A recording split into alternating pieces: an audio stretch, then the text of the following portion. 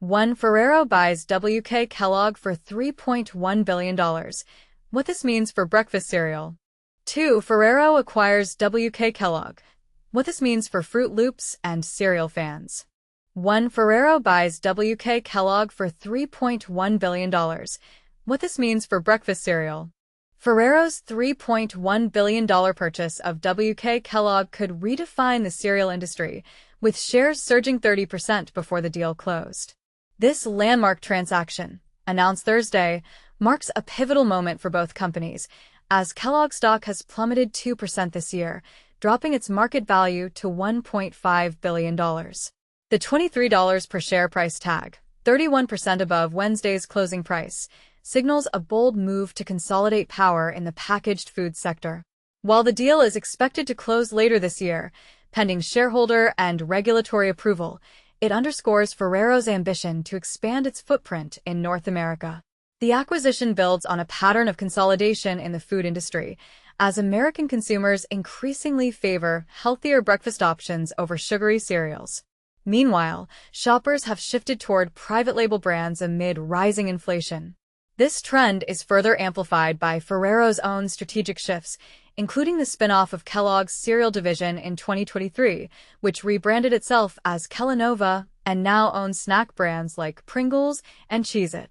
The same year saw Mars acquire Kellanova for $36 billion, a deal still pending. For Kellogg, the spin-off was a calculated risk to focus on its snack division and distance itself from the sluggish cereal market. Now, as it prepares to report its quarterly results on August 5th, the company will avoid a conference call, citing the pending merger.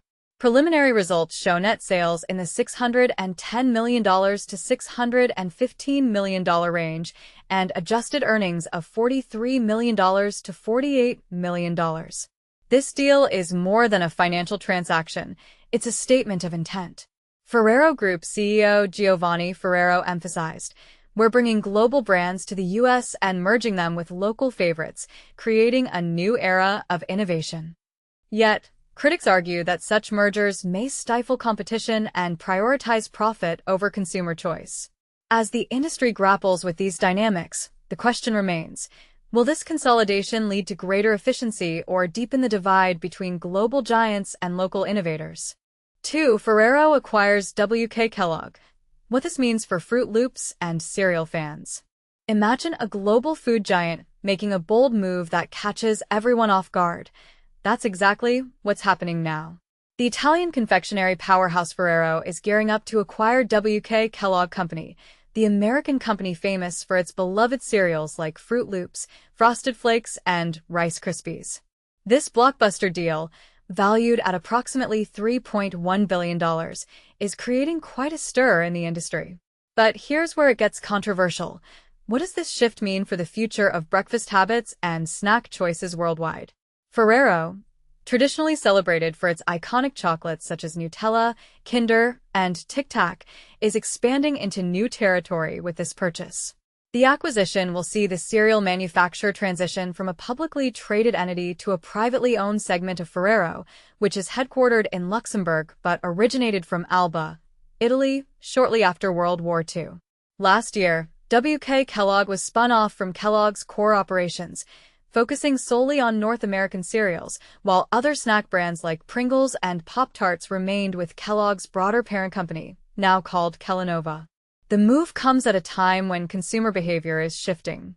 The demand for high-sugar, processed breakfast cereals has been steadily declining as more people seek healthier, more nutritious options.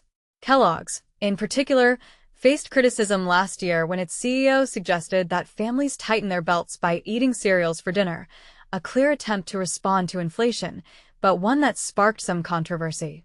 Meanwhile, sales of snacks and comfort foods have also slowed down, with major players like Campbell's and General Mills warning of sluggish performance this year as consumers prioritize main meals over snack staples.